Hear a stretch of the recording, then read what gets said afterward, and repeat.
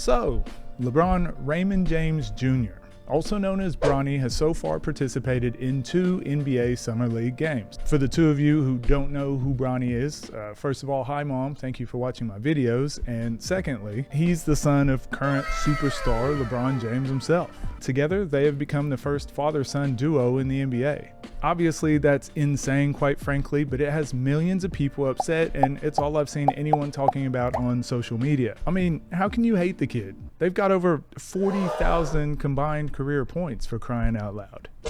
Jeez. I woke up and saw this video by Awful Coaching titled, Bronny James has been absolutely useless in Summer League. Now, I don't know this guy and have never seen his channel before, but he critiques Bronny and shares him in the least charitable way possible. Granted, it was pretty funny, and I'm sure that he's putting on an act, or this is a character of some sort, judging by the rest of his channel. However, this did make me want to go back and watch Bronny's game to see if this video was an accurate depiction of how the kid played. So, I decided to watch with a more charitable lens and hopefully a tiny bit less screaming. He's already doing the thing that we expect to see. he's not a primary scorer, and he's not really played traditional point guard. So I do think, I mean, he's what, 20 years old. The biggest thing that we're gonna see with him is if he gets in there with some veteran players that start teaching him how to kind of assert himself. He does seem to just fit in at the moment. I've played with guys that are very aggressive, and they're aggressive from the beginning. Yeah, I would say every possession so far, he hasn't really forced the defense to guard him. He got that transition bucket, but again, that was more the defense leaving him open. If you're trying to become a shooter, if you're trying to become a scorer, if you're trying to become a point guard, these are really important habits to look at and identify with yourself or with other players. So as you see, Bronny he has this habit. He just runs to the corner. And again, I've coached hundreds of kids, hundreds of players that have this habit of running to the corner, and then they wonder why they're not scoring more points. But you have to run to spots to where if the defense isn't going to guard you there, you're going to catch and shoot. You run to those spots. Once they overplay that spot, then you make the backdoor cut, or then you come back to the ball and you attack them a little bit harder. So there's plenty of different ways to go about it. But already I'm just saying, like, if you're not giving yourself an opportunity to create or to be the first option, and not saying first option like shoot it every time, but if you're not a threat to kick ahead and go, see what you can create up there, then yeah, I guess he's just hoping to be left open. Yeah, again, they've probably got a set they're running. Looks like a little splits action. Nothing really comes of it. He turns into just a cutter looking away from the ball. But see, this is a perfect opportunity as a scorer. I know I would be thinking if I went splits action here and I didn't get anything, this would be a perfect opportunity to turn and seal. Again, this player is about the same size as him. Just turn and seal and look for that option. If you can't get the seal to score, if you're sealing here and we get a drive, that still holds off the help side defense for your teammates. So again, these are just little habits I look for, and when I see players not taking these little opportunities, then I can kind of tell how they are as an offensive player. There's no help. There is nobody here. There's zero help. You got 4 defensive players above the 3-point line. This is one-on-one, and you've got your defender here. You can actually go baseline or over the middle. There's not even anyone in the gap. So right here, it would be a quick catch and maybe a shot fake and see if the defender bites, and a jab step, see if he bites. Usually for players that I say are non-scorers, if you can shot fake, if you can jab step, and they bite, then you go. If they don't bite on it, well, at least you tried 2 things. Didn't work, now you just kick it back up to the top. But to see that not even happening, honestly, I think he's just extremely raw, has a lot to learn, but there's no doubt in my mind that he's going to develop a few of these within his first year, or second year. Just catch and shoot, catch and drive, make a quick decision. Just even if you mess up, just go, just do whatever. You're in the NBA, you've already got your contract. Go make some mistakes. Again, especially in a summer league game. So I really hope he gets a coach that's gonna work with him on this. Like, we see a lot of players going down to the G League and just wasting away, and people forget. To me, the G League should be for teams to put a player down there who's not getting many minutes, and you should run that team around that player so they can build up their confidence, build up their habits for what they're going to see if they do get called up to the NBA. So hopefully that's the case here. Same thing, catch and shoot here. If I were Bronny, or if I were coaching him, catch and shoot. Right, I've already made my decision. If this ball comes to me, I'm shooting it. I know that there's another player here that's open. If this is Ray Allen, if this is Steph Curry, if this is Reggie Miller, yes, one more. But I mean, if you're an NBA player and there's one player in the middle, like, just catch and shoot. Catch and shoot it. Worst thing that happens is you miss.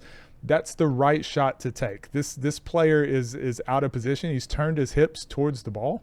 He should just stunt at it. But once I see him turn his hips, I'm already setting up my feet and I'm locked in. If it comes to me, I'm just going to elevate.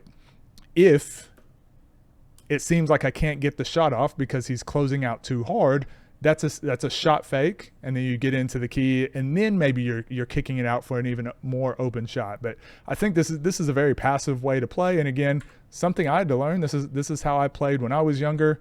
I would hope to be left open, but realize, like, this is a perfect opportunity to create.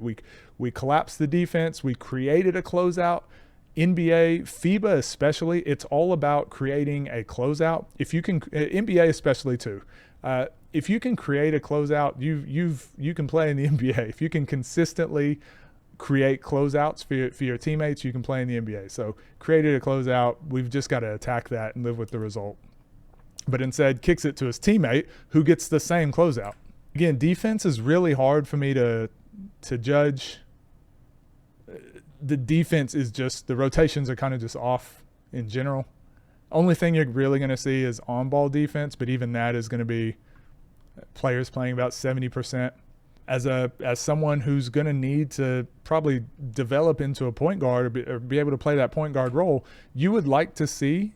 So he's got the ball at half court at 19 seconds.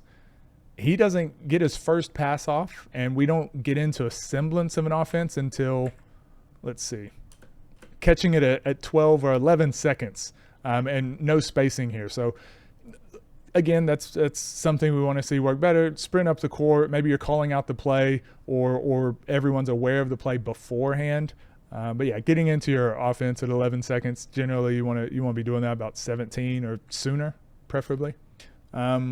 Again, I think you attack the gap here. Made a move, didn't bite on it. I think you attack this gap over the right and just see what happens. If you start dribbling this way and this guy doesn't commit, you keep going. You keep driving. There's no help side. If you start driving and he does commit, then you kick it off. If nothing really happens, you keep your dribble alive and it can turn into a dribble handoff. There's plenty of things you can do, and you can just tell at the moment he catches and it seems like he just doesn't have a plan. I would almost bet that if he gets a few, maybe a week or 2 weeks off and then has another game, I would almost bet that we will see a significantly different game plan from Bronny. Someone will get in his ear. Someone will tell him, like, this, every time you catch, you got to shoot it. Every time you catch, you got to drive or go make mistakes. Hopefully that's going to be the case. Hopefully that's what we're going to see the next time. So even seeing this, so this Dalton necked, he does exactly what we were talking about last play. He starts doing this dribble to see what he can get away with. He starts attacking, seeing if he can get this player to bite. Doesn't really get a handoff, doesn't really get a kick out, doesn't really get anything, but he keeps his dribble alive. Now he's got one-on-one in the post. Then he gets to the middle. In the NBA, if this is Jason Tatum, if this is Brandon Ingram, you'd see this. Once they get to this spot, this is going to be a basket. Like, once they turn over their left shoulder, they're going to hit this fadeaway. Luka as well. I would say he just opens up way too much to the middle and exposes the ball. But you would see this and just go, okay, I like the aggressiveness. Now we go lab out that move. This is what we're not seeing from Bronny. He's not even awarding himself the opportunity to make this mistake. So it's really hard to teach players moves or to get them on cones and drill these moves full speed. If you got to try it in a game, fail, go look and see why it failed. Then you'll know whenever you're practicing it if you're going to get something out of it or not. Okay, this is one of the plays that I saw it whenever I was watching the awful coaching video, and he was blaming Bronny for this. This is where I don't know if this is an act or if he really believes this turnover is Bronny's fault. But this is something I see all the time, where casual fans are going to blame whoever they want to blame. So if you don't like Dalton Knecht, you'd find a way to blame Dalton here. Number 4, whoever you don't like, you're going to find a way to blame them. Right now, Bronny is getting blamed for everything. So this inbounds happens. This is one of my biggest pet peeves as a coach. One-on-one, you should always be able to get open. If you can't get open and the play was for you to catch it, that's on these 2 guys. It's not on the rest of the players. One-on-one, you should always get open. So let's see what happens here. Okay, this player jumps out. That's fine. He should just walk in his player, hold him off, and we should just get a pass over the top. Should be as simple as that. But as kids do often, the little bounce back and forth whenever you've got a defender denying you, it's one of the worst things you can do. Just hold your ground, push into him, gain some space. We obviously can't throw this pass, or are we throwing it to their basket leading into a transition? Now Bronny needs to get open. Yes, again, in the NBA, I would expect a player to be able to get open one-on-one, but this is a young mentality to me. He wasn't ready to make a play, just assuming these guys would get open, but he should still be able to walk into his defender and just present to be open.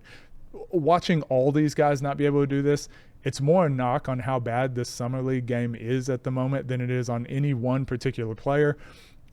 I don't know who you blame for that. I don't know if you blame the coaching staff. I don't know if you blame the whole process of these players not being prepared to do like the simple tasks like this. But yeah, definitely not a knock on Bronny. This is more just an overall lack of, I guess, quality that these games kind of are giving us. Honestly, this is pretty much all you can get from these types of from defense. All you can get is like the one-on-one defense. How do you play one-on-one defense? Makes a play, takes the ball, but I would also be saying that's just a terrible offensive move. He gets him beat, actually. This offensive player has Bronny beat. And I'm going to do a video on this soon as well. I don't like the crossover step. Once you get your foot past the defender, you would prefer it being your outside foot, so you can actually snake back in front and cut him off and get a direct drive to the basket. You should be trying to attack this player. Right now, Bronny's beat. You should not be letting him push your shoulders towards below the block. So I just see this often. Again, we'll do a video on it soon, but I mean, Bronny takes advantage of it, takes the ball away clean. In this scenario, I think you got to maybe go one more dribble to the middle, really make this guy commit, so you give your teammate an open layup. Again, he's just very passive, and he's like, "Yeah, you go shoot it," or I don't need to shoot it, you go shoot it. But I think at some point you got to be a little bit selfish. Try to get a layup first. By trying to get a layup first, you'll get one of these guys to commit, and then you'll open it up for your teammates. One thing I will point out, just like you can notice bad habits, you can also notice some good things here. I don't think, again, I don't know him. I haven't watched him play enough. From all accounts, though, he is a smart and good defensive player. There are some things you can't teach. I don't think IQ-wise, at the moment, I don't think he's very polished defensively. But he got the clean strip. He attacked the ball as soon as he saw it. But then this right here, I feel like he's out of position. I feel like he's so out of position on this play. But he's still able to get back in front of the ball and get over the screen pretty decent, like pretty quick. So he is very athletic and he's very bouncy. So I think once he does start to understand like tendencies and where the push points are, and maybe defensive coverages a little better, I think he could be good. This is another one of my pet peeves. Stopping the ball. Again, depends what your rules are, but some people like to have just closest man to the ball pick up the ball. Doesn't matter if it's the right matchup or not, but if you can slow down the ball, you can sort out your matchups later on. But I never, ever want to bring up a player, especially up the sideline, to come forward to guard the ball. Never want to do that. If you do that, you cannot get beat, because then you're just giving them numbers. You're giving them even more numbers and more of an advantage than they already had. And he does that here. He goes and gambles. Your help is to the middle, so you want to force him to the middle, but you let him get to the sideline when you were the sideline help. Now he's outside of you. We get into rotations and transition. I mean, right now, you should just drive straight to the middle. If the corner helps, you get a 3. If he helps, you get a lob. We'll see what happens. Well, they still got a 3. They went about it the long way. I think this was still the right pass. Yeah, just simple attack. As soon as you see his hips go, that should have just been a kick out to the corner. But still get a decent look. I mean, a great look, actually. It's really hard to see the pass behind you. So sometimes you see players, especially younger, less experienced players, will drive and then jump and then turn and try to see what's behind them. You can already see the player in front of you. Drive, create the split, create the help, create the closeout, and then you kick it to the corner. A little splits action, gets the back cut. Fine play. Again, I think we take for granted a lot NBA players and how talented they are. That's got to be a dunk. That's got to go. But or an and one, get the clear advantage. Body in between the defender and the ring. Just got the rim. Just got to hold him off, knock it down. Again, pet peeve. Straight away, we can see that there's a double here. I wouldn't even be concerned. I would not even be looking at this option right here. If I were the point guard, what I would expect to happen is the point guard just walks further this way just to take the double team with him a little bit further. Right here, you just got to shoot straight to the middle, right? There's no defender around him, like within arm's reach. Straight to the ball. We can inbound it, and then he can take off up the court. That's just what I would expect to see at high-level basketball. But again, we take this long route. Honestly, we saw this with Boston in the finals. Indiana on those couple plays where they had some crucial turnovers at the end of games just by these simple things. You give an opportunity for the defense to make a play by being timid and bouncing back and forth. We see what they're doing. Just walk, take them with you, boom, straight to the ball. These are the things that really, I guess, don't concern me with young players, but this is the sort of stuff that players need to understand and need to learn. But instead, there's too many cone drills, too many people are worrying about what to do when they have the ball and all the different moves they can make and making sure they have a triple crossover. But honestly, if you can't come to the ball and create for your team, it doesn't matter what you can do once you have the ball in your hand. So these are the intangible things that, for as much bad basketball that is happening and as many IQ things that people are going to look at and say, Bronny should have done this, or he's not a great scorer. Look at his stats. He went 1 for 3. These are the things that people are looking at where they go, he doesn't not belong in the NBA.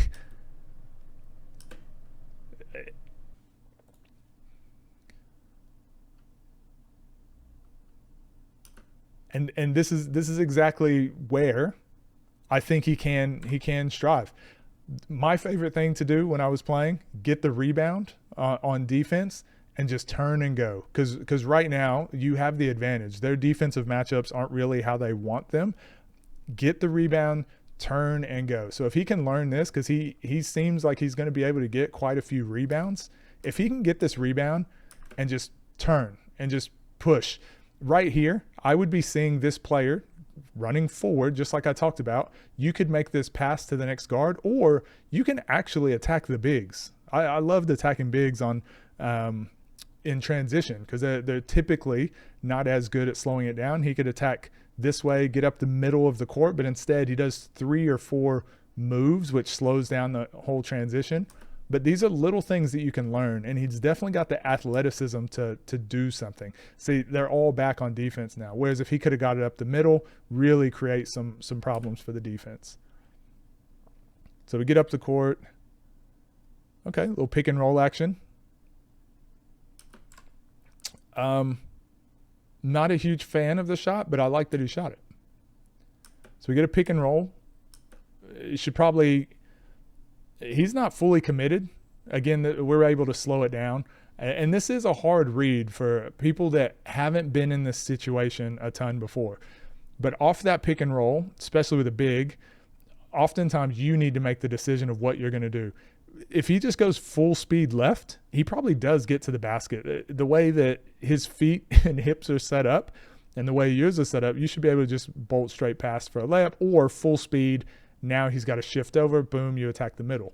Or you can do what Luka, Jalen Brunson, you can snake back in front of this defender and hold him off and let your post player get to the basket. Either way, typically guards kind of have their preferred way to do this. With his size and athleticism, he probably should just attack off pick and rolls full speed. And honestly, he's just going to need to go full speed and make a shit ton of mistakes, especially in Summer League. Just full speed, make as many mistakes as you can. That way you can get to the cone drills, you can get to things, and you can remember the situation in your head, and you can understand how to apply that to the actual games. And I always say, generally, this shot right here, I would say is probably a 30 to 20% shot. But if you can get to here, it turns into an 80%. If you can get to here, 80%. So attacking off pick and rolls, you should really be trying to put the pressure on to get to right here, highest percentage shot in basketball, right to the middle, second highest percentage shot in basketball. You should be getting to those spots. And by getting to those spots, you create you make the defense make a choice. You make someone come and help by getting to those points. So shooting this, you kind of just gave up and just, I didn't really get there, so I might as well shoot it. But there's nothing wrong with getting here, realizing you messed up, play off of 2 feet. You can kick it out. You can dribble. You can dribble to the corner and go dribble handoff. You can dribble back out, swing it across the top and work this side. Again, I'm glad he shot it. Don't get me wrong. I'm glad he shot it. But this is just a teaching point for those of you out there wanting to know. Keeps it alive. Again, these are little things. Small guard, being able to get in there, keep it alive. So that's exactly it, right? Most people are going to say this was a really bad play because he shot that shot. But the flip side, you have to. He got a defensive rebound, pushed the break, probably didn't push the break that well, but then gets into a pick and roll, takes a pretty average shot, but then gets the offensive rebound, and they still scored. So there's still a ton of upside, and he's 19. He's 19 years old. So I completely understand the nepotism allegations. Yes, his dad is top 2, possibly number 1 player of all time. So of course that's gonna always come into the conversation, but I don't care. I just don't care. NBA players, if you made it to the NBA, you had help. You had the system behind you. No one made it to the NBA without the system behind them. He happens to have one of the biggest systems behind him, and he's made it. With that being said, he is not the worst player that's ever made it to the NBA by far. And there's tons of upside. So overall, I don't have to watch much further. He's already taken all 3 shots that we're going to see. I've seen what I need to see on defense. There's not much we can critique other than just one-on-one defense, but I mean, we can watch highlights for that. But overall, I would just say the mentality is probably the main thing that just needs to be, I wouldn't say changed, but hopefully someone sits down with him in this fashion and watches the game film, and whatever it is that the Lakers need, they can say, well, this is what we're lacking, this is what we need. So in these scenarios, when you're put in this situation, this is what we need from you. And then hopefully they allow him that space to grow as well. And it's not just, we need you to be a great 3-point shooter, go practice on the gun. Yes, you can go get up 1,000 shots. That's one thing, being able to shoot stationary and being able to knock down 70% of your shots when you're wide open. But how do you create those opportunities, I think is widely underappreciated. Someone that can sprint to the corner to draw the defense, which allows the next player to come in and make that play, that's important. But if you're sprinting to the corner and nothing is happening, can you then go set a back screen? And then the help comes, and now you pop off of that back screen and they kick it out to you for the shot. You do a couple things like that, and then you get the defense so worried about you even if you're able to just do that once or twice a game, you get them so worried about you, it opens it up for the rest of your team. So not necessarily saying he should go from 3 shots to 15 shots. In G League, 100% he should. In Summer League, 100% he should. Again, just for practice, if that was where I was putting my money, that's what I would want to do. But all these players have their own goals and own stats that they're trying to fulfill and things they're trying to do. I would say with Bronny, does he belong in the NBA? I think so. I 100% think he deserves to be in the NBA. How long of a career and how great of a career is he going to have? 100% up to him. You know, it's going to come down to the work ethic. It's going to come down to the guidance that he continues to get, and if he can develop some of those just basic skills. You know, so watching the awful coaching video, like I said, it was good for entertainment, but I don't think it does justice to adds enough context to understand what's fully going on. But again, looking at all the comments who just jumped on there and talked about how terrible Bronny was and he shouldn't be in the NBA, I think it's lazy. I think it just shows kind of where the casual fan is and what things we pay attention to. And there are actual critiques, 100%. You heard me just complain over this whole video. There's tons of critiques and there's tons of things to point out. But to pretend like other players aren't doing the same thing, or to pretend like this is the only player that's ever made it to this position for nepotism or because they had help, it's silly, it's lazy, and honestly, it's not worth having that conversation. But hopefully you got some value out of this. Hopefully this helped some of you understand how to watch film, how to dissect it a little bit better, and kind of understand what's going on there. We're going to do this a few more times. There's a couple other games I want to watch, not necessarily Bronny, but some other players I want to watch and break down. So yeah, if you enjoyed it, I appreciate you watching. Otherwise, take care of yourselves. I'll see you all later. Peace.